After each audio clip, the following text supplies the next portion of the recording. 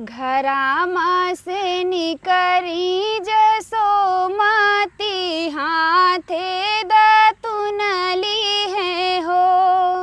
बहिनी झोटिले झोटिल दुई साधु मृगछाला बिछावै मृगछाला बिछावई हो। की जोगिले बातू भिक्षा किले बाताने बस्तर किले बाताने बस्तर हो।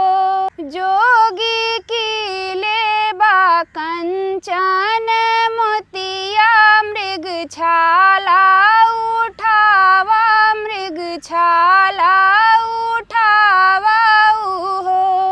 जोगी किले बा कंचन मोतिया मृगछाला